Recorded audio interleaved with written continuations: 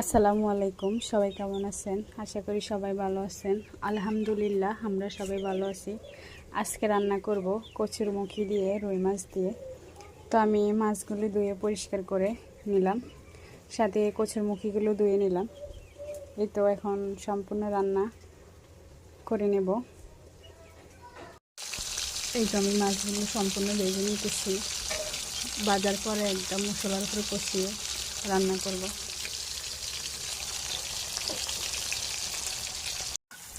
সম্পূর্ণ মশলা কষিয়ে এখানে আদার পেস্ট, রসুন পেস্ট, কাঁচামরিচ, পেঁয়াজ, হলুদের গুঁড়ো, মরিচের গুঁড়ো দিয়ে ভালো করে কষিয়ে নিতেছি।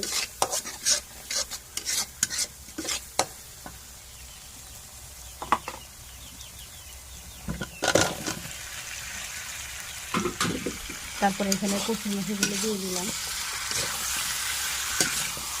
দিয়ে একটু ভালো করে কষিয়ে নিতেছি।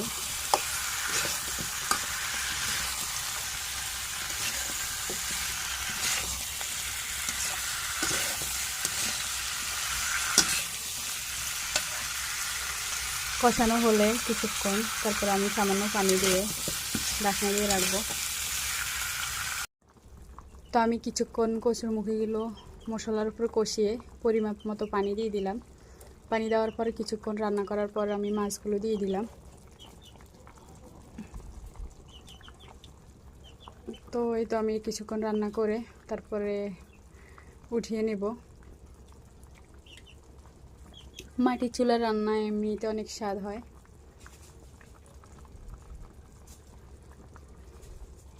তো এখানে সাথে হচ্ছে এলিশার শাক। তো এলিশার শাকটা আমি ধুয়ে পরিষ্কার করে সিদ্ধ করতে বসিয়ে দিলাম। তো সিদ্ধ করতে আমি কোনো এক্সট্রা পানি দিইনি, শাকে যে পানি ছিল ওটা এমনিতে বেরিয়ে আসবে। তো আমি শুধু লবণ আর কাঁচামরিচ দিয়ে সিদ্ধ বসিয়ে দিলাম। পরে সিদ্ধ হওয়ার পরে বাকিগুলো দিব আর কি।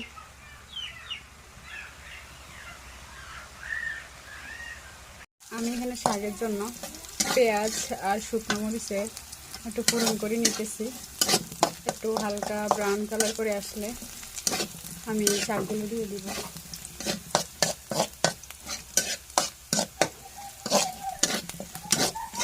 শুকনো মরিচ না দিলে আসলে ভালো লাগে না খেতে।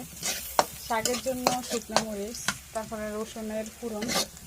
তো রসুনের ফোড়নটা আমরা আমার শ্বশুরই খেতে চায় না, এই জন্য শাকগুলো দিয়ে দিলাম।